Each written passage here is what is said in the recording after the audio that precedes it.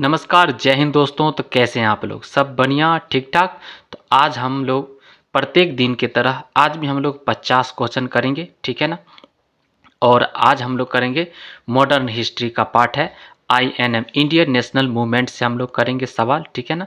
और हर एक की दिन की तरह आज भी हम लोग कितना क्वेश्चन करेंगे? 50 क्वेश्चन। और प्रत्येक दिन हम लोग कितना क्वेश्चन करते हैं? 50 क्वेश्चन करते हैं प्रत्येक एपिसोड में, ठीक है? और ये मॉडर्न हिस्ट्री का पार्ट है आईएनएम इंडियन नेशनल मूवमेंट, जो बीपीएससी 4.0 के लिए बहुत ही उपयोगी है, ठीक है ना? और यहाँ से सवाल एकदम भर भर के आता है, ठीक है? और बीपीएससी PYQ है, ठीक है ना? बीपीएससी द्वारा जितना भी क्वेश्चन पूछा गया वही सारा क्वेश्चन हम लोग लेके आते हैं और 50 क्वेश्चन प्रत्येक एपिसोड में हम लोग करते हैं, ठीक है? और ये बुक है आपका सामान्य अध्ययन यूथ कंपटीशन यूथ पब्लिकेशन का बुक है, जिसमें बीपीएससी द्वारा जितना भी एग्जाम लिया गया सारे क्वेश्चन का इसमें संग्रह है, ठीक है? तो चलिए हम लोग स्टार्ट करते हैं। आज पूरे करेंगे 50 क्वेश्चन और आप लोग हर एक जितना भी एपिसोड आया है पूरा कंप्लीट कीजिए, ठीक है ना? और यहाँ से देखिएगा एग्जाम में एकदम जरूर आता है सवाल, ठीक है? बहुत सारा ऐसा सवाल होता है जो बीपीएससी द्वारा पहले पूछा गया, वो सवाल को डायरेक्ट क्या कर देता है, बीपीएससी टीआरई एग्जाम में डायरेक्ट उसको रिपीट कर देता है, ठीक है? तो आज हम लोग पूरे 50 क्वेश्चन करेंगे। चलिए बढ़ते हैं क्वेश्चन के तरफ। 151 नंबर क्वेश्चन। 1872 ईस्वी में बिहार हेराल्ड आरंभ किया था। किसने आरंभ किया था बताइए? बाबू गुरु प्रसाद सेन ने किया था। बाबू गुरु प्रसाद सेन ने आरंभ किया था। द बिहार हेराल्ड बिहार का पहला अंग्रेजी समाचार पत्र था। इसका प्रकाशन 1875 में प्रारंभ हुआ, ठीक है ना? बिहार हेराल्ड का आरंभ 1872 में बाबू गुरु प्रसाद सेन ने किया था, ठीक है? तो बिहार हेराल्ड का आरंभ कब हुआ था? 1872 में हुआ था और बाबू गुरु प्रसाद सेन ने इसको क्या किया था? आरंभ किया था। समाचार पत्र जो कि अंग्रेजी में क्या करती थी? अंग्रेजी में छपती थी। 152 नंबर क्वेश्चन। भारत में प्रकाशित होने वाला पहला समाचार पत्र कौन था? तो पहला समाचार पत्र था आपका बंगाल गजट। भारत में प्रकाशित होने वाला पहला समाचार पत्र कौन था? बंगाल गजट।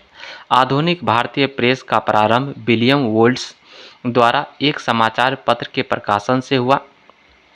1780 ईस्वी में जेम्स अगस्टस हिक्की ने प्रथम समाचार पत्र प्रकाशित किया।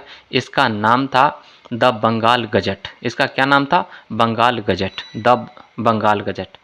उसके द्वारा कंपनी के कर्मचारियों की प्रखर आलोचना करने के कारण 1782 ईस्वी में इसे क्या कर दिया गया? बंद कर दिया गया, ठीक है ना? चालू कब हुआ था? 1780 में चालू हुआ था और 1782 में क्या हो गया?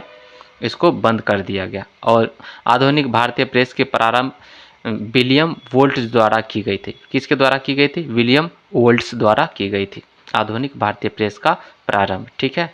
और 1780 ईस्वी में जेम्स अगस्टस हिक्की ने प्रथम समाचार पत्र प्रकाशित किया था, ठीक है ना?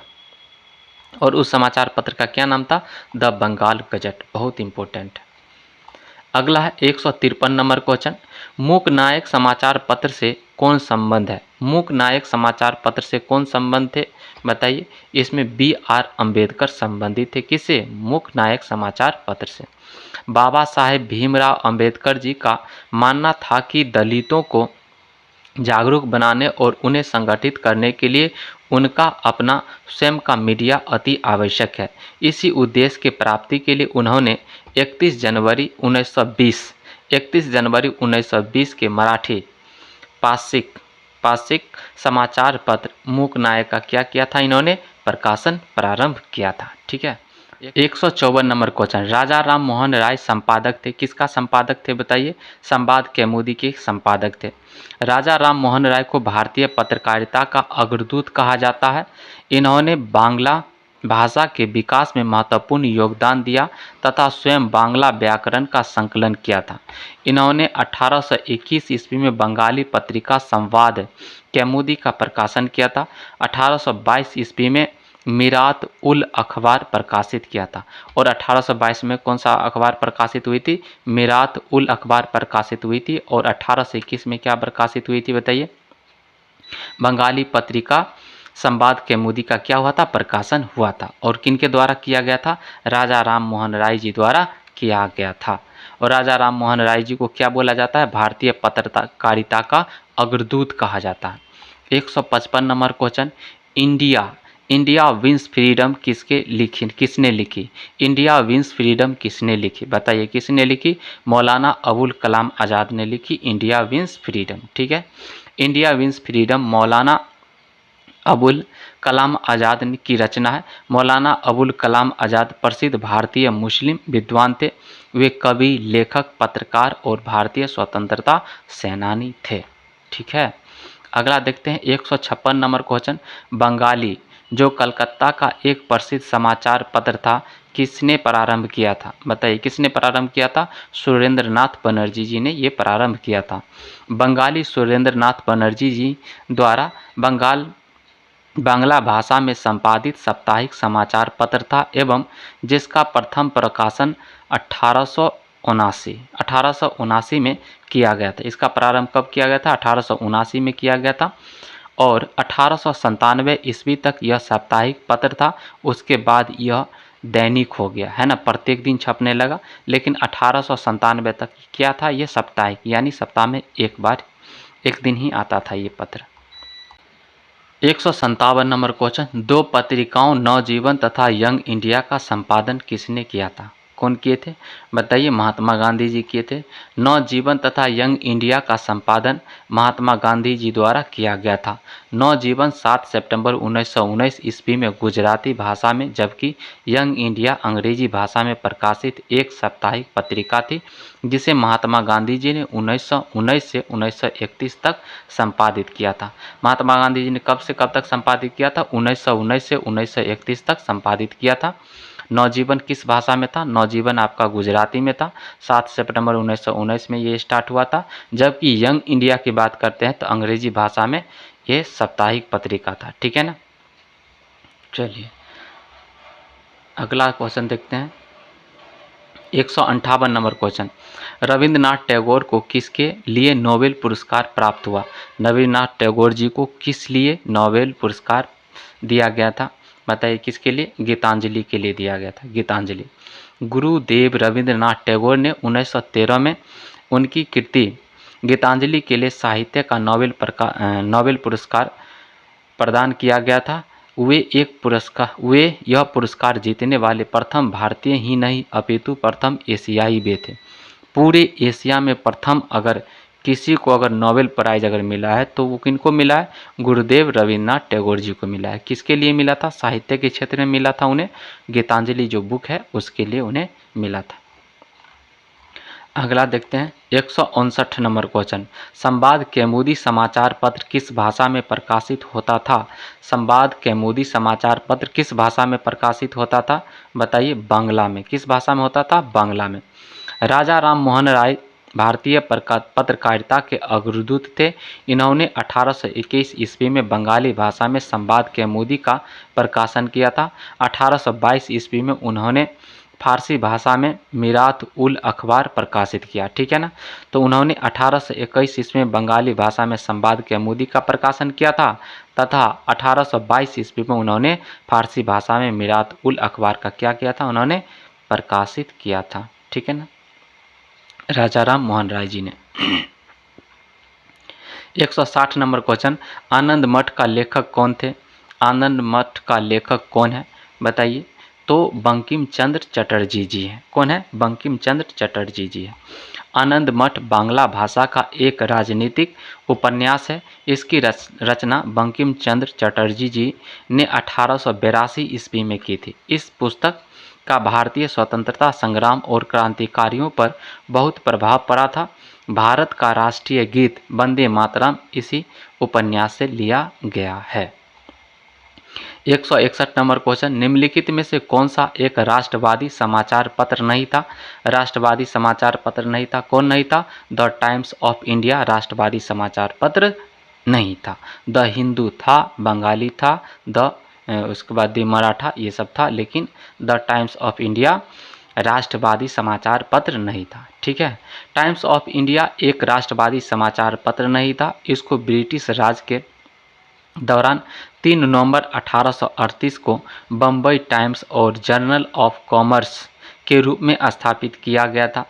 1861 ईस्वी में इसको वर्तमान नाम दिया गया। 1861 ईस्वी में इसको क्या किया गया था, वर्तमान नाम दिया गया था द हिंदू। इसको कब नाम दिया गया, 1861 ईस्वी में।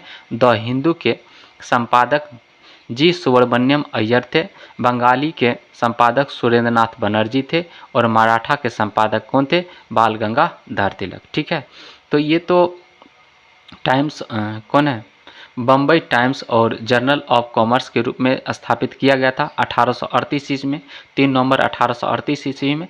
किसके द्वारा, ब्रिटिश राज के दौरान यह स्थापित किया गया था। लेकिन 1861 की बात करते हैं तो 1861 ईस्वी में इनको वर्तमान नाम दिया गया द हिंदू, द वर्तमान नाम दिया गया। ठीक है ना, 1861 ईस्वी में वर्तमान नाम दिया गया। लेकिन द हिंदू का संपादक कौन है, सुब्रमण्यम अय्यर जी है और बंगाली के संपादक है सुरेंद्रनाथ बनर्जी और दी मराठा के संपादक कौन है, बाल गंगाधर तिलक। ठीक है, तो इस प्रकार से द हिंदू, बंगाली और मराठा ये क्या है, राष्ट्रवादी समाचार पत्र था। लेकिन द टाइम्स ऑफ इंडिया राष्ट्रवादी समाचार पत्र नहीं था।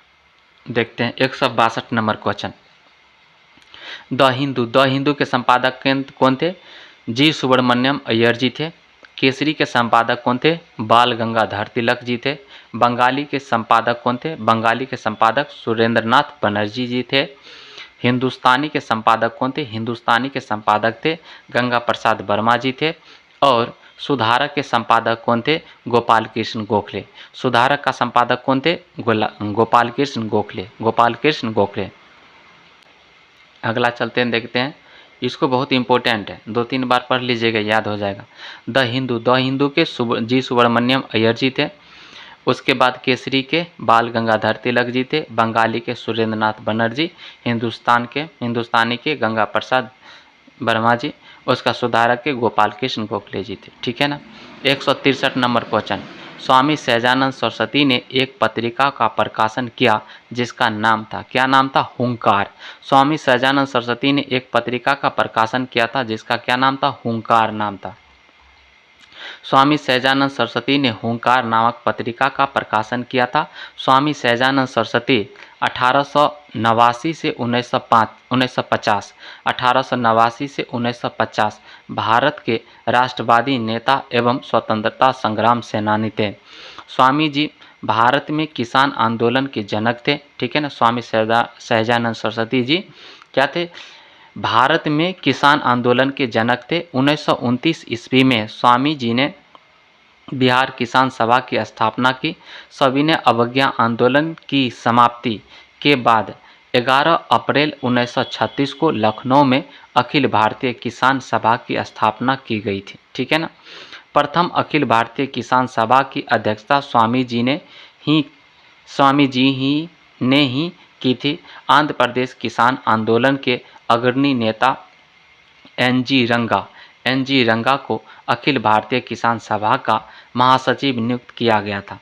इनकी कुछ प्रमुख पत्रिकाएं इस प्रकार से, भूमिहार ब्राह्मण परिचय, उसके बाद काशी एवं लोक संग्रह है। ये सब ये क्या है, पत्रिका, बहुत इंपॉर्टेंट है, याद रखिएगा।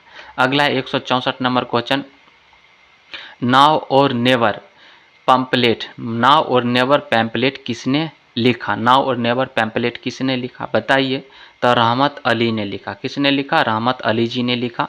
नाउ और नेवर पैम्पलेट कैम्ब्रिज विश्वविद्यालय के छात्र चौधरी रहमत अली ने 1933 ईस्वी में लिखा था। इसी पैम्पलेट में इन्होंने पाकिस्तान शब्द का जिक्र पहली बार किया था। तो पाकिस्तान शब्द का जिक्र पहली बार कौन किए थे, रहमत अली जी ने किए थे। ठीक है, और नाउ और नेवर इनका क्या है, पैम्पलेट था। शब्द का जिक्र पहली बार किया था। यह एक पाकिस्तानी राष्ट्रवादी थे। यह क्या थे, पाकिस्तानी राष्ट्रवादी थे। इन्होंने पाकिस्तान नेशनल मूवमेंट की शुरुआत की। किसने, पाकिस्तान नेशनल मूवमेंट की शुरुआत की, तो चौधरी रहमत अली जी ने किया। ठीक है।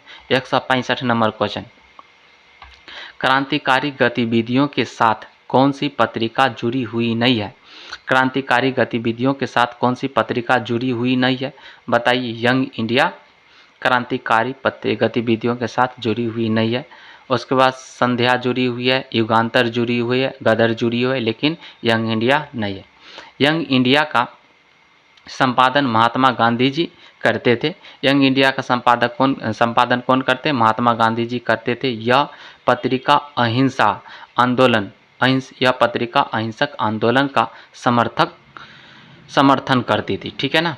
तो बात करते हैं यंग इंडिया का संपादन कौन करते थे? महात्मा गांधी जी करते थे। यह पत्रिका अहिंसक आंदोलन का समर्थन करती थी, जबकि संध्या, युगांतर और गदर पत्रिकाएं क्रांतिकारी गतिविधियों से क्या ये थी? संलग्न थे। ठीक है ना। तो इसमें क्रांतिकारी गतिविधि होता था किसमें? संध्या में। क्रांतिकारी गतिविधि का जो भी बातें होती है किस में होगी? आपका संध्या में, युगांतर में और गदर में। ठीक है ना। लेकिन यंग इंडिया जो पत्रिका था इसमें सिर्फ और सिर्फ किसकी बात होगी? अहिंसक आंदोलन की बात होगी। क्रांतिकारी आंदोलन की बात इसमें नहीं कही गई थी। ठीक है। अगला है 166 नंबर क्वेश्चन, अभिनव भारत से कौन संबंधित है? अभिनव भारत से कौन संबंधित है? बताइए। बीडी सावरकर जी संबंधित है। किससे? अभिनव भारत से संबंधित है। महाराष्ट्र में विनायक दामोदर सावरकर ने 1904 ईस्वी में अभिनव भारत नामक संस्था स्थापित की थी। अभिनव भारत संगठन के सदस्य पीएन वापट बम बनाने की कला सीखने के लिए, देख लिए, अभिनव भारत के जो संगठन के जो सदस्य थे पीएन वापट बम बनाने की कला सीखने के लिए वो कहाँ चले गए थे? है ना। कहाँ चले गए थे? पेरिस गए थे। कहाँ चले गए थे? पेरिस गए थे, फ्रांस गए थे। बंगाल में पी मित्रा ने अनुशीलन समिति का गठन किया था। तो आपको पूछेगा कि अनुशीलन समिति का गठन कहाँ हुआ था? तब बंगाल में हुआ था। किसके द्वारा किया गया था? पी मित्रा जी के द्वारा किया गया था, है ना, गठन किया गया था, जिसका उद्देश्य था खून का बदला खून। जिसका उद्देश्य क्या था? खून का बदला खून, है ना। अनुशीलन समिति का जो गठन हुआ उसका एक उद्देश्य क्या था? खून का बदला खून से लेंगे। ठीक है ना। अनुशीलन समिति ने हेमचंद्र को रूसी क्रांतिकारियों से बम बनाने की कला सीखने के लिए कहाँ भेज दिया? इन्होंने रूस भेज दिया। के लिए वो रूस भेजा। ठीक है। किसने भेजा? अनुशीलन समिति ने हेमचंद्र जी को रूसी क्रांतिकारियों से बम बनाने की कला सीखने के लिए क्या भेज दिया? इन्होंने रूस भेज दिया था। और ये कहाँ गए थे? पेरिस गए थे। ठीक है। अगला 167 नंबर क्वेश्चन, निम्न अखबारों में से कौन सा मुख्यतः उदारवादियों की नीतियों का प्रचारक था? निम्न अखबारों में से कौन सा मुख्यतः उदारवादियों की नीतियों का प्रचारक था? तो कौन था? लीडर, याद रखिएगा। अगला है लीडर समाचार पत्र मुख्यतः उदारवादियों की नीतियों का प्रचारक था। लीडर के संपादक पंडित मदन मोहन मालवीय जी थे। न्यू इंडिया एवं कॉमनवेल्थ एनी बेसेंट द्वारा संपादित समाचार पत्र था। यंग इंडिया पत्रिका की शुरुआत 1918 ईस्वी में महात्मा गांधी जी ने की थी। फ्री प्रेस जर्नल एक न्यूज एजेंसी थी। फ्री प्रेस जर्नल की बात करते हैं तो ये क्या थी? एक न्यूज एजेंसी थी। अगला 168 नंबर क्वेश्चन, अमेरिका में फ्री हिंदुस्तान अखबार किसने शुरू किया था? अमेरिका में फ्री हिंदुस्तान अखबार किसने शुरू किया था? बताइए। तो तारकनाथ जी ने किया था। तारकनाथ दास जी ने किया था। ठीक है ना। तारकनाथ दास जी ने किया था। अमेरिका में फ्री हिंदुस्तान अखबार की शुरुआत की थी। अगला है तारकनाथ दास जी ने वैंकूवर में फ्री हिंदुस्तान अखबार शुरू किया था। सैन फ्रांसिस्को बोले तो अमेरिका में तारकनाथ दास, उसके बाद रामनाथ पुरी और पांडुरंग खान ने 1907 में हिंदुस्तान एसोसिएशन की स्थापना की थी। इस संगठन ने उर्दू में सर्कुलर ए आज़ादी, इस संगठन ने क्या किया था? उर्दू में सर्कुलर ए आज़ादी नामक पत्रिका निकाली थी। इस पत्रिका के बंद होने के पश्चात तारकनाथ दास जी ने वैंकूवर से फ्री हिंदुस्तान नामक अंग्रेजी मासिक पत्रिका था। महीना में क्या आता था, एक बार आता था। अखबार का क्या किया था इन्होंने, प्रकाशन किया था। ठीक है, तो आपको बोलेगा कि फ्री हिंदुस्तानी जो पत्रिका थी, जो मासिक पत्रिका थी, किस भाषा में छपती थी, तो कौन से भाषा में छपती थी, अंग्रेजी भाषा में छपती थी। ठीक है, अगला 169 नंबर क्वेश्चन, खां अब्दुल गफ्फार खान द्वारा स्थापित खुदाई खिदमतगार को किस नाम से भी जाना जाता है, को किस नाम से जाना जाता है, बताइए। रेड शर्ट्स के नाम से जाना जाता है। किसके नाम से जानता है, रेड शर्ट्स के नाम से जाना जाता है। तो खुदाई खिदमतगार को किस नाम से जाना जाता है, रेड शर्ट्स के नाम से जाना जाता है। ठीक है, तो सभी ने अवज्ञा आंदोलन के दौरान उत्तर पश्चिम सीमा पर खान अब्दुल गफ्फार खान द्वारा स्थापित खुदाई खिदमतगार को लाल कुर्ती, है ना, रेड शर्ट्स की बात करते थे, लाल कुर्ती आंदोलन के नाम से भी क्या किया था, इसको जाना जाता था। अगला 170 नंबर क्वेश्चन, देशेर कथा पुस्तक किसने लिखी थी, बताइए। देशेर कथा पुस्तक किसके द्वारा लिखा गया था, तो देशेर कथा पुस्तक सखाराम गणेश देवस्कर द्वारा लिखा गया था। ठीक है ना, तो देशेर कथा पुस्तक किसके द्वारा लिखा गया था, सखाराम गणेश देवस्कर द्वारा लिखा गया था। देशेर कथा पुस्तक सखाराम गणेश देवस्कर जी ने लिखी थी। यह एक क्रांतिकारी बांग्ला पुस्तक है। यह क्या है, एक क्रांतिकारी बांग्ला पुस्तक है। 171 number question, India for Indians, है ना, इंडिया फॉर इंडियंस किताब किसने लिखी, इंडिया फॉर इंडियंस किताब किसने लिखी, बताइए। तो CR दास ने लिखी। किसने लिखी, CR दास ने लिखी। देखते हैं, भारतीय स्वतंत्रता आंदोलन पर केंद्रीय पुस्तक इंडिया फॉर इंडियंस के लेखक कौन है, चित्तरंजन दास जी हैं। कौन है, Chittaranjan Das ji. 172 number question, history of British India के लेखक कौन थे, हिस्ट्री ऑफ ब्रिटिश इंडिया के लेखक कौन थे, बताइए। तो जेम्स मिल। कौन थे, जेम्स मिल थे।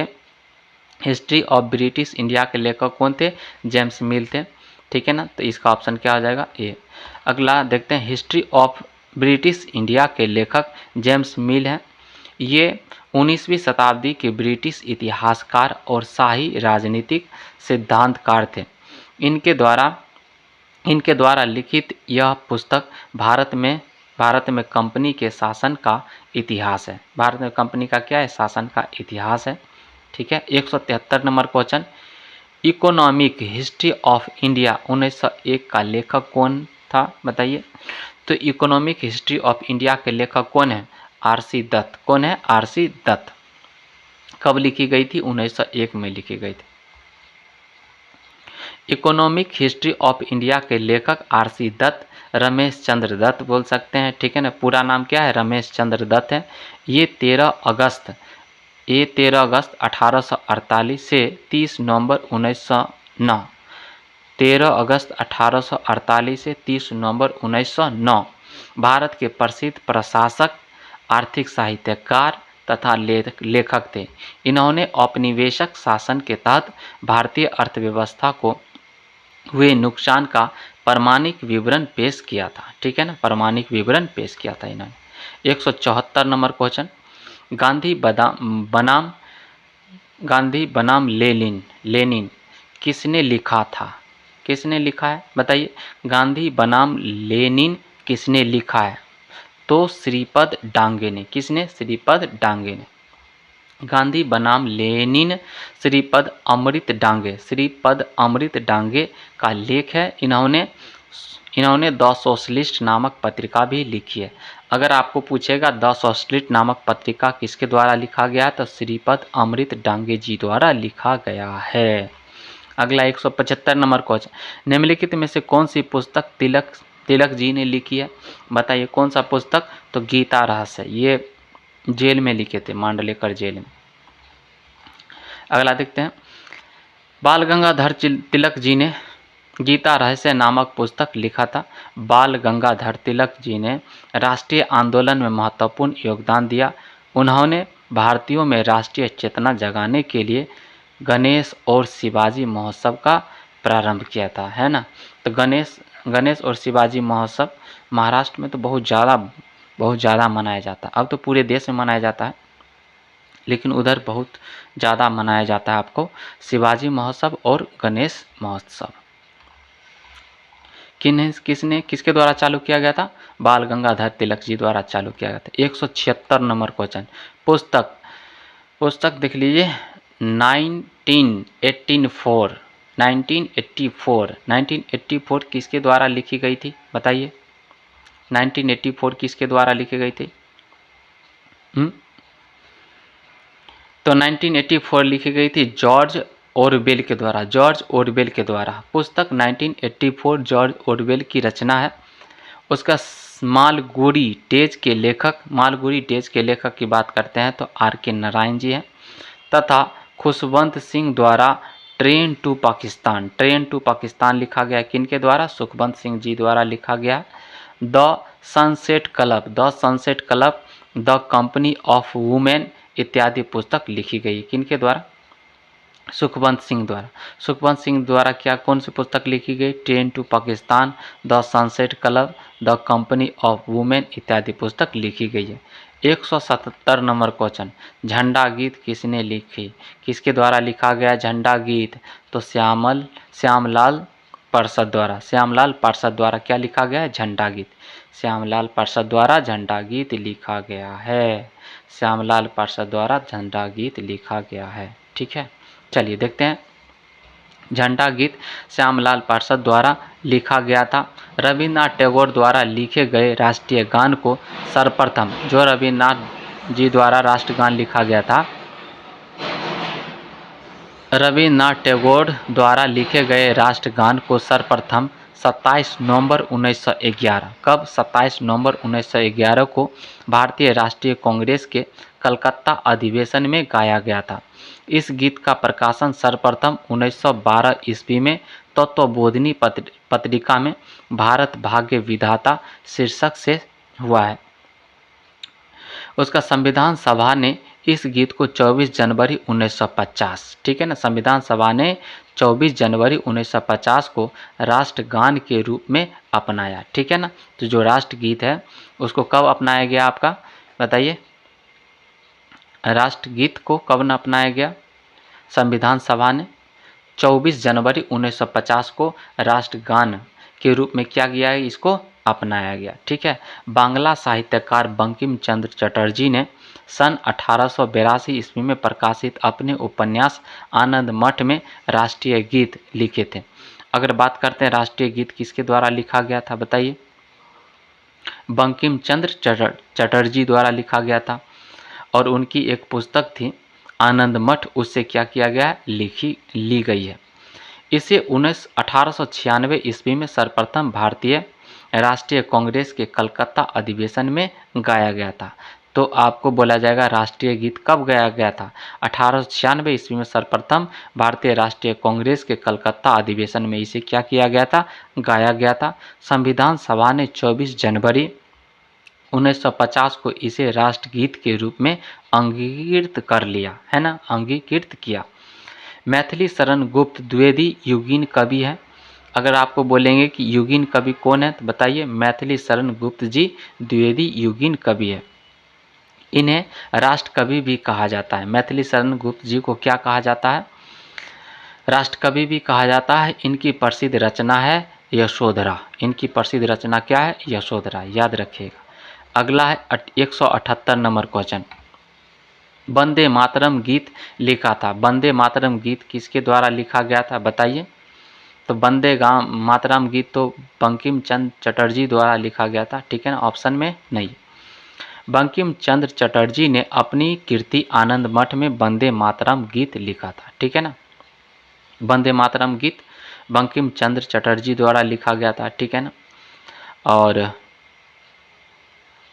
वंदे मातरम गीत बंकिम चंद्र चटर्जी ने अपनी पुस्तक आनंद मठ में इन्होंने लिखा था, उसी से लिया गया वंदे मातरम गीत। 1905 ईस्वी में स्वदेशी आंदोलन तथा भारतीय स्वतंत्रता आंदोलन के दौरान यह क्रांतिकारियों का आस्था गीत था जिसे राष्ट्रगीत के रूप में स्वीकार किया गया। इसको किसके रूप में स्वीकार किया गया? राष्ट्रगीत के रूप में स्वीकार किया गया, है ना, राष्ट्रगीत के रूप में स्वीकार किया गया था। तो राष्ट्रगीत क्या है आपका? वंदे मातरम है, और राष्ट्रगान की बात करते हैं वो जन गण मन है, दोनों अलग अलग। वंदे मातरम क्या है? राष्ट्रगीत है, और राष्ट्रगान क्या है आपका? जन गण मन अधिनायक, ठीक है। अगला है 179 उपन्यास दुर्गेश नंदिनी के लेखक हैं। उपन्यास दुर्गेश नंदिनी के लेखक है कौन है? बंकिम चंद्र चटर्जी जी है, ठीक है ना। उपन्यास दुर्गेश नंदिनी के लेखक कौन है? बंकिम चंद्र चटर्जी जी है, ठीक है। प्रसिद्ध उपन्यास दुर्गेश नंदिनी के लेखक बंकिम चंद्र चटर्जी जी हैं। सुप्रसिद्ध बांग्ला साहित्यकार बंकिम चंद्र चटर्जी जी की एक पहली रचना है। इसके अलावा इनका प्रसिद्ध उपन्यास आनंद मठ जिसमें राष्ट्रीय गीत वंदे मातरम का संकलन है। रविंद्रनाथ टैगोर की बांग्ला साहित्यकार थे। इन्होंने गौड़ा, है ना, गौड़ा, गीतांजलि आदि की रचना की थी। तारकनाथ गंगोपाध्याय बांग्ला साहित्य के प्रसिद्ध रचनाकार थे। 180 नंबर क्वेश्चन क्या है? 180 नंबर क्वेश्चन में इधर पुस्तक का नाम दिया गया और इधर क्या दिया गया है? लेखक का नाम दिया गया है। दोनों को क्या करना है? सुमेलित करना है, ठीक है। The history of the freedom movement in India के लेखक कौन है? बताइए। इसका लेखक है ताराचंद्र जी। कौन है? ताराचंद्र जी। उसका history of freedom movement in Bihar के लेखक कौन है? तो इनके लेखक है के दत्ता। इनके लेखक कौन है? के दत्ता। उसके बाद आनंद मठ के लेखक है बंकिम चंद्र चटर्जी। अगला है प्रीसेप्ट्स ऑफ जीसस के लेखक कौन है? इसके लेखक है आपका राजा Ram Mohan Roy. Precepts of Jesus का लेखक कौन है? राजा राम मोहन राय, ठीक है। और आवर इंडियन मुसलमान्स के लेखक कौन है? आपका W हंटर, ठीक है। इसका ऑप्शन क्या आ जाएगा? ऑप्शन सी नंबर सही हो जाएगा, ठीक है।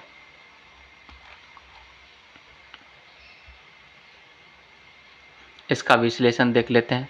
The history of freedom movement in India के लेखक कौन है? ताराचंद्र जी हैं। History of freedom movement in Bihar के लेखक कौन है? के दत्ता हैं। आनंद मठ के लेखक कौन है? बंकिम चंद्र चटर्जी जी हैं। उसके प्रीसेप्ट्स ऑफ जीसस के लेखक कौन है? राजा राम मोहन राय जी। उसका अवर इंडियन मुसलमान के लेखक कौन है? W Hunter. 181 number question, Indian unrest का लेखक कौन था? बताइए। तो वैलेंटाइन सिरोल। इंडियन अनरेस्ट के लेखक कौन था? वैलेंटाइन सिरोल। इंडियन अनरेस्ट के लेखक वैलेंटाइन सिरोल था। इसने अपनी पुस्तक में तिलक को भारतीय अशांति का जन्मदाता की संज्ञा दिया है। किसने कहा है? वैलेंटाइन सिरोल ने भारतीय अशांति का जन्मदाता किसको कहा है? बाल गंगाधर तिलक जी को कहा था। अपनी पुस्तक में तिलक को भारतीय अशांति का जन्मदाता की संज्ञा दी है। दादा भाई नौरोजी ने poverty and un British rule in India का जो लेखक है कौन है? दादा भाई नौरोजी है। एनी बेसेंट ने न्यू इंडिया, है ना, एनी बेसेंट ने क्या लिखा था? एनी बेसेंट ने लिखी थी न्यू इंडिया। लाला लाजपत राय जी ने यंग इंडिया। लाला लाजपत राय के जो पुस्तक है उसका क्या नाम है? यंग इंडिया, ठीक है। और न्यू इंडिया की बात करते हैं तो एनी बेसेंट जी का है, ठीक है ना। हैप्पी इंडिया की तो लाला लाजपत राय ने यंग इंडिया, हैप्पी इंडिया पुस्तक का क्या किया था? प्रकाशन किया था। तो लाला लाजपत राय की दो पुस्तक, यंग इंडिया और हैप्पी इंडिया, ठीक है ना। और एनी बेसेंट जी का न्यू इंडिया, ठीक है। अगला है poverty and un British rule in India के लेखक कौन है? दादा भाई नौरोजी। 182 नंबर क्वेश्चन, बंगला नाटक नील दर्पण का अंग्रेजी अनुवाद किसने किया था? बंगला नाटक नील दर्पण का अंग्रेजी अनुवाद किसने किया था? बताइए। माइकेल मधुसूदन दत्त जी द्वारा किया गया था। नील दर्पण नामक नाटक की रचना दीनबंधु मित्रा ने की थी। यह पुस्तक 1860 में ढाका में प्रकाशित हुई थी। नील दर्पण का अंग्रेजी अनुवाद मधुसूदन दत्त ने किया था। क्या किसने किया था? मधुसूदन दत्त जी ने किया था। 183 नंबर क्वेश्चन, न्यू इंडिया व कॉमनवेल्थ, न्यू इंडिया व कॉमनवेल्थ समाचार पत्रों का संबंध था। किससे संबंध था? एनी बेसेंट से संबंध था। न्यू इंडिया व कॉमनवेल्थ समाचार पत्रों का संबंध किससे था? एनी बेसेंट से था। न्यू इंडिया व कॉमनवेल्थ समाचार पत्रों का संबंध एनी बेसेंट से था। इन्होंने अपने होम रूल आंदोलन का प्रचार अपने दैनिक पत्र न्यू इंडिया एवं साप्ताहिक पत्रिका कॉमनवेल्थ के माध्यम से किया था, जिसमें न्यू इंडिया का प्रमुख योगदान रहा। अगला चैप्टर चलते हैं हम लोग 9 नंबर चैप्टर। इसमें हम लोग किस टॉपिक के बारे में पढ़ेंगे? 19वीं शताब्दी में सामाजिक एवं सांस्कृतिक जागरण के बारे में क्या करेंगे? पढ़ेंगे। 184 नंबर क्वेश्चन की तरफ बढ़िए। वह पहला भारतीय कौन था जो हाउस ऑफ कॉमन्स का सदस्य बना था? कौन था बताइए? दादा भाई नौरोजी जी थे। ठीक है, दादा भाई नौरोजी पहले ऐसे भारतीय थे जो उदारवादी दल से ब्रिटिश संसद में 1892 के आम चुनाव में जीतकर हाउस ऑफ कॉमन्स के क्या बन गए थे? वो सदस्य बन गए थे। कब? 1892 ईस्वी में। 185 नंबर क्वेश्चन, आर्य समाज की स्थापना किसने की थी? आर्य समाज की स्थापना किसने की थी? स्वामी दयानंद सरस्वती जी ने किसका स्थापना किया था? आर्य समाज का स्थापना किया था। ठीक है ना, ठीक है ना। ब्रह्म समाज की स्थापना किसने किया था? ब्रह्म समाज की स्थापना राजा राम मोहन राय जी ने किया था। ठीक है ना। तो आर्य समाज की स्थापना किसके द्वारा किया गया था? स्वामी दयानंद सरस्वती जी द्वारा किया गया था। देख लेते हैं इसका विश्लेषण। सन 1875 ईस्वी में स्वामी दयानंद सरस्वती जी ने बम्बई में आर्य समाज की स्थापना की थी, जिसका मुख्य उद्देश्य प्राचीन वैदिक धर्म की शुद्ध रूप से पुनः स्थापना करना था। सन 1877 ईस्वी में लाहौर में आर्य समाज का मुख्यालय स्थापित किया गया था। 1877 में लाहौर में किसका मुख्यालय स्थापित किया गया था? आर्य समाज का मुख्यालय स्थापित किया गया था। देखिए कितना बार क्वेश्चन पूछा है। TRE 2.0, BPSC 66 में पूछा है ना, बिहार में DDPO में पूछा। तो क्वेश्चन रिपीट करता है, आपको प्रीवियस ईयर तो पढ़ना ही पढ़ना पड़ेगा। ठीक है ना, 2 बार 3 बार 4 बार आप सिलेबस पढ़िए, प्रीवियस ईयर को मत भूलिए। ठीक है ना, जितना हम करवा रहे हैं सारा प्रीवियस ईयर क्वेश्चन करवा रहे हैं हम। इसको 3 बार 4 बार जरूर पढ़िए इसको। ठीक है ना, कंटेंट भी इसके साथ रखिए, चैप्टर वाइज रखिए कंटेंट, इसका नोट्स भी बनाते रहिए। साथ में नोट्स क्या होगा, रिवीजन करने में आपको आसानी होगी। ठीक है, तो 186 नंबर क्वेश्चन देखते हैं। India for Indians, India for Indians प्रसिद्ध नारा किसने दिया था? बताइए, इंडिया फॉर इंडियंस प्रसिद्ध नारा किसके द्वारा दिया गया था? तो स्वामी दयानंद सरस्वती जी के द्वारा दिया गया था। इंडिया फॉर इंडियंस का प्रसिद्ध नारा स्वामी दयानंद सरस्वती जी ने दिया था। दयानंद सरस्वती ने सन 1875 ईस्वी में मुंबई में आर्य समाज की स्थापना की थी। ठीक है ना, तो आर्य समाज की स्थापना किसके द्वारा किया जाता है? स्वामी दयानंद सरस्वती जी द्वारा किया जाता है। 187 नंबर क्वेश्चन, भारत में सेल्फ रिस्पेक्ट मूवमेंट, भारत में सेल्फ रिस्पेक्ट मूवमेंट किसने प्रारंभ किया था? है ना, भारत में सेल्फ रिस्पेक्ट मूवमेंट किसने प्रारंभ किया था? बताइए। तो इसमें तो ऑप्शन में तो कोई नहीं है, ऑप्शन ई है। चलिए इसका विश्लेषण देख लेते हैं। सन 1925 इसमें ईवी रामास्वामी नायकर द्वारा तमिलनाडु में आत्मसम्मान आंदोलन, ठीक है ना, तो ईवी रामास्वामी जी द्वारा किया गया था सेल्फ रिस्पेक्ट आंदोलन, है ना, आत्मसम्मान आंदोलन। 1925 इसमें ईवी रामास्वामी नायकर द्वारा, देखिए 2.0 में पूछा बीपीएससी 2.0। सन 1925 ईस्वी में ईवी रामास्वामी नायकर द्वारा तमिलनाडु में आत्मसम्मान आंदोलन सेल्फ रिस्पेक्ट मूवमेंट का शुरुआत किया गया था। इस आंदोलन का उद्देश्य ब्राह्मणवादी आधिपत्य को तोड़कर समाज में पिछड़े वर्गों एवं महिलाओं के समान अधिकार के लिए आवाज़ उठाना। सन 1873 ईस्वी में ज्योतिबा फूले ने सत्यशोधक समाज की स्थापना की थी, ठीक है ना, तो सत्यशोधक समाज की स्थापना किसके द्वारा की गई थी? ज्योतिबा फूले द्वारा की गई थी। कब की गई थी? 1873 ईस्वी में की गई थी। आत्मसम्मान आंदोलन किसके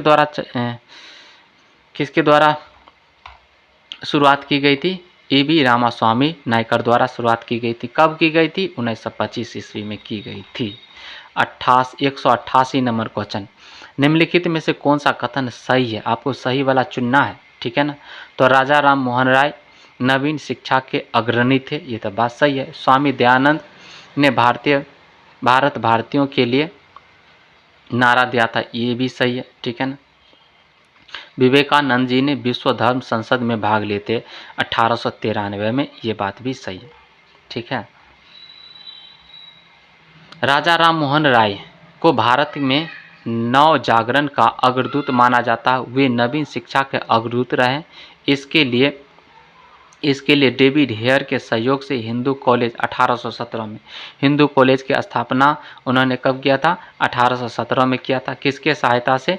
डेविड हेयर के सहयोग से हिंदू कॉलेज 1817 में कलकत्ता में इसकी स्थापना होती है। एवं वेदांत कॉलेज 1925 में कलकत्ता में इसकी स्थापना की थी।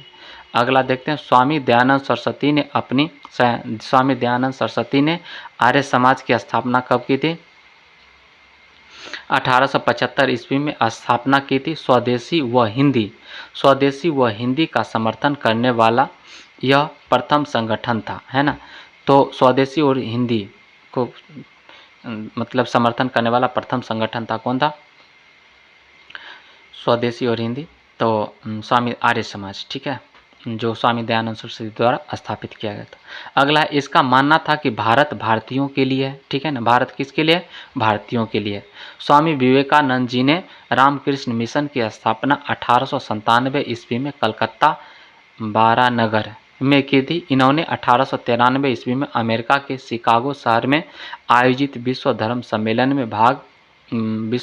में भारत का नेतृत्व किया था। इस सम्मेलन में उन्होंने भौतिकवाद व अध्यात्मवाद के मध्य संतुलन स्थापित करने पर बल दिया था, ठीक है ना। और बहुत पूरे विश्व में उस समय क्या हुआ था? भारत का बहुत ज़्यादा नाम हुआ था, ठीक है ना। इतने महापुरुष हमारे स्वामी विवेकानंद जी थे, ठीक है ना।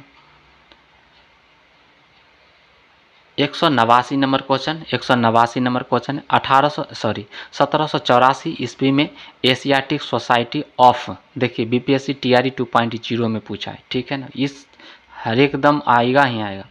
1784 ईस्वी में एशियाटिक सोसाइटी ऑफ बंगाल का आरंभ किसने किया था? बताइए किसने किया था? विलियम जोन्स ने आरंभ किया था।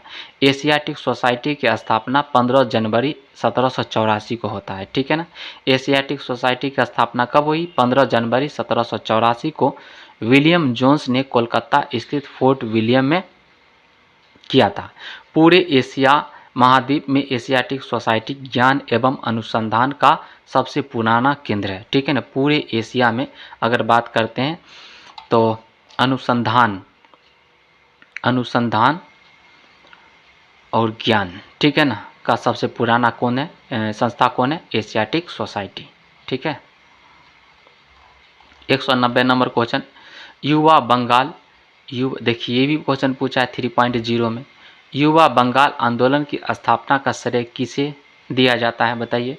तो हेनरी विलियम डोरोजियो को दिया जाता है, ठीक है ना। युवा बंगाल आंदोलन की स्थापना का श्रेय किसे दिया जाता है? तो हेनरी विवियन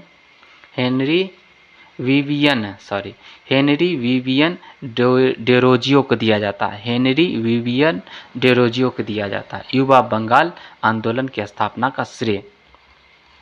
युवा बंगाल आंदोलन की स्थापना का श्रेय हेनरी विवियन डेरोजियो को है।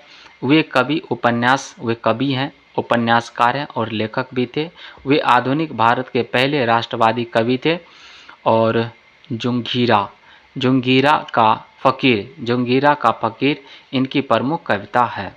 191 नंबर क्वेश्चन, ऑल इंडिया हरिजन संघ की स्थापना 1932 में किसके द्वारा की गई थी? ऑल इंडिया हरिजन संघ की स्थापना 1932 में किसके द्वारा की गई थी? बताइए किसके द्वारा की गई थी? तो महात्मा गांधी जी के द्वारा की गई थी। किसके द्वारा की गई थी? महात्मा गांधी जी के द्वारा की गई थी। ऑल इंडिया हरिजन संघ की स्थापना 1932 ईस्वी में महात्मा गांधी जी द्वारा की गई थी। इसका उद्देश्य सत्य और अहिंसक तरीकों से हिंदू समाज में अस्पृश्यता के साथ साथ तथाकथित अस्पृश्यों द्वारा सामना की जाने वाली सभी प्रासंगिक बुराइयों एवं अक्षमताओं का उन्मूलन करना था। उल्लेखनीय है कि हरिजन का शाब्दिक अर्थ है भगवान के बच्चे। हरिजन का जो शाब्दिक अर्थ है क्या है उसका, भगवान के बच्चे। और गांधी जी ने यह नाम उन लोगों के लिए दिया जो उस समय तक अछूत या दलित वर्ग के रूप में माने जाते थे। बहुत अत्याचार होता था, ठीक है ना। बाबा भीमराव अंबेडकर साहब पर भी बहुत ज़्यादा अत्याचार हुआ, ठीक है ना। और जो छोटे लोग, छोटे बोले तो छोटे, अभी भी बहुत सारा होता है अत्याचार, है ना। अभी भी छुआछूत थोड़ा बहुत गांव घर में है ना। इतना लोग पढ़ लिया तो भी यही है थोड़ा बहुत। उस समय तो बहुत ज़्यादा था, ठीक है। अगला 192 नंबर क्वेश्चन, 1893 में किसने ब्राह्मण विधवा से शादी की थी। 1893 में किसने ब्राह्मण विधवा से शादी की थी बताइए। तो डी.के. कर्वे ने की थी, ठीक है ना। धोंधो केशव कर्वे बोल सकते हैं इसका पूरा नाम। भारत रत्न डी.के. कर्वे धोंधो केशव कर्वे ने विधवाओं के कल्याण से पूरा जीवन समर्पित कर दिया। कल्याण के लिए इन्होंने पूरा, विधवा के कल्याण के लिए पूरा जीवन इन्होंने लगा दिया। बहुत अच्छा काम किया। अपनी पहली पत्नी राधाबाई की मृत्यु हो जाने के बाद एक विधवा ब्राह्मणी गौरबाई से 1893 ईस्वी में विवाह किया तथा विधवा विवाह संगठन की स्थापना की, ठीक है ना। अगला 193 नंबर क्वेश्चन, मद्रास के जस्टिस पार्टी ने उनकी या उनके डैश की वजह से द्वैध शासन के प्रयोग को प्रति में सफल बना दिया। किसके प्रयोग में, किसके प्रति की में सफल बना दिया बताइए। शैक्षिक स्थिति, अंग्रेजी के प्रति वफादार रवैये, गरीब समर्थन रवैये, ब्राह्मण विरोधी रुख। ब्राह्मण विरोधी रुख क्या आ जाएगा, ब्राह्मण विरोधी रुख। तो मद्रास के जस्टिस पार्टी ने उनकी या उनके डैश में आ जाएगा आपका ब्राह्मण विरोधी रुख की वजह से द्वैध शासन का प्रयोग के प्रति सफल बना। प्रयोग को प्रति में क्या बनाया, सफल बनाया। तो क्या हो जाएगा इसका आंसर, ब्राह्मण विरोधी रुख। इसका विश्लेषण देख लेते हैं हम लोग। मद्रास में जस्टिस पार्टी ने और उनकी ब्राह्मण विरोधी रुख की वजह से द्वैध शासन के प्रयोग को प्रांत में सफल बना दिया। जस्टिस पार्टी की स्थापना 1916 में किया गया था, ठीक है ना। तो जस्टिस पार्टी की स्थापना कब की गई थी, 1916 में इसकी स्थापना की गई थी। 194 नंबर क्वेश्चन, इनमें से किसने द हिंदू एसोसिएशन की स्थापना की। तो हिंदू एसोसिएशन की स्थापना श्रीमती एनी बेसेंट जी द्वारा किया गया था, ठीक है। द हिंदू एसोसिएशन की स्थापना 1904 ईस्वी में श्रीमती एनी बेसेंट जी ने की थी। एनी बेसेंट पहली बार 1893 ईस्वी में भारत आई थी। इन्होंने भारत के स्वतंत्रता आंदोलन में महत्वपूर्ण भूमिका निभाई। इन्होंने 1914 ईस्वी में द कॉमनवेल्थ 1914 में श्रीमती एनी बेसेंट जी ने 1914 में द कॉमनवेल्थ और न्यू इंडिया नामक 2 साप्ताहिक पत्र निकालना शुरू किया। 1916 में इन्होंने मद्रास में all India home rule league की स्थापना की। इन्हें 1917 में भारतीय राष्ट्रीय कांग्रेस के प्रथम महिला अध्यक्ष चुना गया था। कब, 1917 में। 195 नंबर क्वेश्चन, चलिए देखिए कितना बार पूछा है ये सवाल। सत्यशोधक समाज की स्थापना किसके द्वारा की गई थी बताइए। सत्यशोधक समाज की स्थापना किसके द्वारा की गई थी। तो ज्योतिबा राव फूले द्वारा की गई थी। सत्यशोधक समाज की स्थापना ज्योतिबा गोविंद राव फूले द्वारा 1873 ईस्वी में की गई थी, ठीक है ना। इस समाज का मुख्य उद्देश्य सामाजिक सेवा तथा स्त्रियों एवं निम्न जाति के लोगों के बीच शिक्षा का प्रचार प्रसार करना था। ज्योतिबा फूले जी ने 1873 ईस्वी में गुलामगिरी नामक पुस्तक लिखी थी। तो गुलामगिरी के लेखक कौन है बताइए। तो ज्योतिबा फूले जी है, ठीक है ना। अगला 196 नंबर क्वेश्चन, निम्नलिखित में से किस एक की निंदा ब्राह्मण समाज ने नहीं की थी। किसकी नहीं की थी बताइए। अवतारवाद की निंदा इसने नहीं की, ठीक है ना। बहुविवाह की, जातिवाद का किया, पर्दा प्रथा का किया, लेकिन अवतारवाद का निंदा नहीं किया। अगला है राजा राम मोहन राय द्वारा 1828 ईस्वी में स्थापित ब्रह्म समाज कई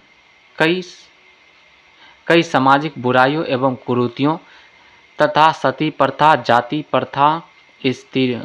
प्रथा, रूढ़ियों व बाल विवाह इत्यादि के विरुद्ध आवाज उठाई, परंतु अवतारवाद की कभी निंदा या विरोध नहीं किया गया। ठीक है। क्वेश्चन नंबर 197, 1885 ईस्वी में WC बनर्जी द्वारा इंगित भारतीय राष्ट्रीय कांग्रेस के निम्न उद्देश्यों में से कौन सा सही नहीं था? इसमें से नहीं खोजना है आपको, गलत वाला खोजना है। ठीक है ना। पहला ऑप्शन देखते हैं, देश के हितों की रक्षा करने वाले भारतीयों के बीच संपर्क और मित्रता बढ़ाना, ये बात तो सही है। उसके बाद बी नंबर क्या है ऑप्शन में, देशवासियों के बीच जाति, संप्रदाय एवं प्रांतीय पक्षपातों के भावना को दूर करके उसमें राष्ट्रीय एकता की भावना को विकसित करना, ये बात भी क्या है, सही है। तीसरा ऑप्शन क्या है, शिक्षित वर्ग की पूर्ण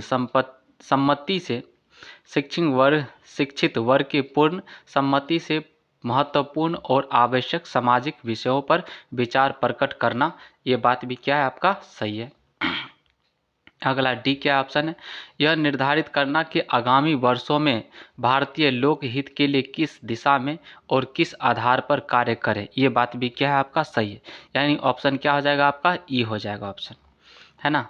कांग्रेस के प्रथम अध्यक्ष व्योमेश चंद्र बनर्जी ने भारतीय राष्ट्रीय कांग्रेस के प्रथम अधिवेशन 1885 ईस्वी में 1885 में भारतीय राष्ट्रीय कांग्रेस का प्रथम अधिवेशन हुआ था। कहाँ पर हुआ था, मुंबई में हुआ था और गोकुलदास तेजपाल संस्कृत कॉलेज में हुआ था। व्योमेश चंद्र बनर्जी क्या थे, इसके प्रथम अध्यक्ष थे। ठीक है। तो इसके निम्नलिखित उद्देश्य था, पहला उद्देश्य देखते हैं हम लोग, है ना, समाज के विभिन्न भागों में राष्ट्र के हित के कार्यों में संलग्न ऐसे सभी व्यक्तियों में परस्पर घनिष्ठता और मित्रता को बढ़ावा देने की दिशा में कार्य करना, ये पहला था। दूसरा, अपने सभी राष्ट्र प्रेमियों में जाति धर्म या प्रांतीयता के सभी संभव पूर्वाग्रहों को सीधे मित्रतापूर्ण व्यक्तिगत संपर्क से दूर करना और राष्ट्रीय एकता की उन भावनाओं को पूरी तरह विकसित और संगठित करना। दूसरा बात ये था आपका, तत्कालीन महत्वपूर्ण और ज्वलंत सामाजिक समस्याओं के बारे में शिक्षित वर्ग के परिपक्व व्यक्तियों के साथ पूरी तरह से विचार विमर्श करने के बाद बहुत सावधानी से उनका प्रमाणिक लेखा जोखा तैयार करना, ये बात भी था। जिन दिशाओं में